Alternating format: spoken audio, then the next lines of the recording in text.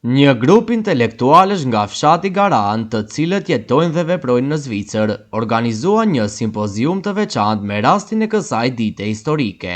Në këtë ngjarje morën pjesë historianë të njohur nga vendi dhe nga jashtë Republikës së Maqedonisë së Veriut, mes tyre akademik Frashër Demaj nga Kosova, historiani kërçovar Profil Miveliu, si dhe mysafir të tjerë.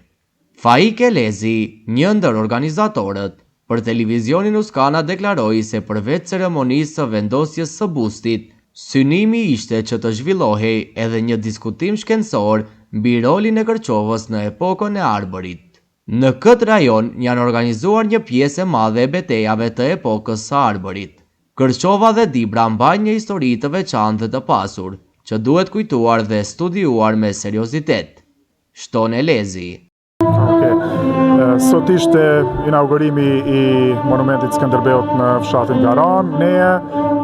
Unë, Faik Elezi, me disa shok nga Zvicra, në lindi ideja që të organizojmë edhe një mini simpozium me historian, me njerëz që janë marrë me jetën veprën e Gjergj Kastriotit, edhe të ketë një aktivitet festiv po ashtu, ku më në fund do shtrohet edhe një datë. Do një temë është tema aktuale për urimin e Skënderbeut në Garan, po ashtu edhe mund të diskutohet edhe për Kërçovën në epokën e Arbërit, për shembull, duke ditë se betejat e Skënderbeut 19-25 janë organizuar këtu afër në Maqedoninë perëndimore, dhe Kërçova me Dibrën është regioni ku shumica e betejave janë organizuar këtu. Në këtë simpozium morën pjesë mysafir nga shoqata Gjergj Kastrioti në Zvicër, lidhja e krijuesve shqiptar në diasporë, stërnipi i Gjergj Kastriotit, si dhe një grup arbëreshës nga fshati San Benedetto, të cilët na nderojnë me pjesëmarrjen e tyre në këtë simpozium, deklaroi Elezi.